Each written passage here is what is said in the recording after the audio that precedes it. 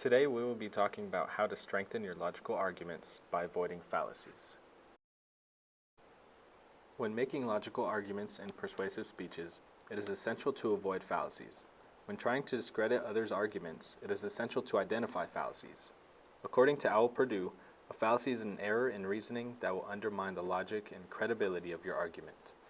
Specifically, a fallacy is an error in reasoning that is committed frequently and is therefore named and explained. The list of fallacies is lengthy, so I will walk you through some of the most common.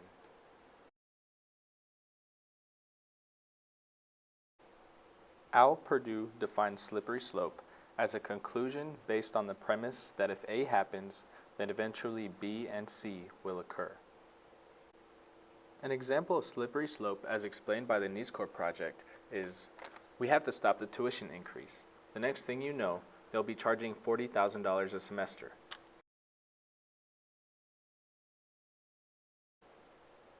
Hasty generalization is a conclusion that is drawn from insufficient evidence before all the necessary information has been given.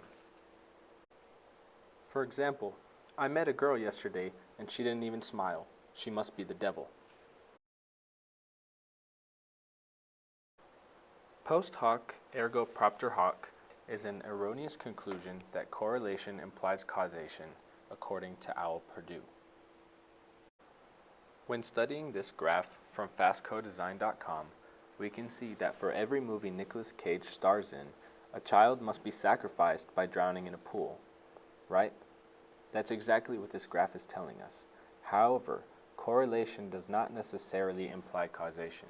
In fact, it is usually almost unrelated.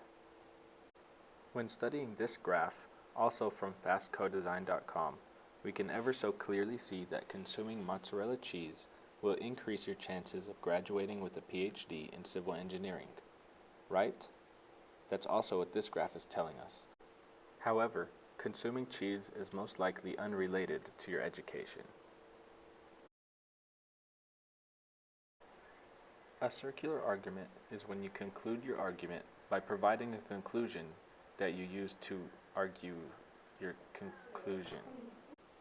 Reddit.com provides us with an excellent example of a circular argument. I'm not voting for Bernie because there's no way he can win. There's no way Bernie can win because I'm not voting for him. As you can see, rather than concluding the argument by providing evidence, I simply restated my argument. Today, we talked about how to strengthen your logical arguments by simply avoiding fallacies. We covered slippery slope, hasty generalization, post hoc ergo propter hoc, and circular argument. To learn more about these fallacies, simply watch the video again. Good luck, and don't be fallacious.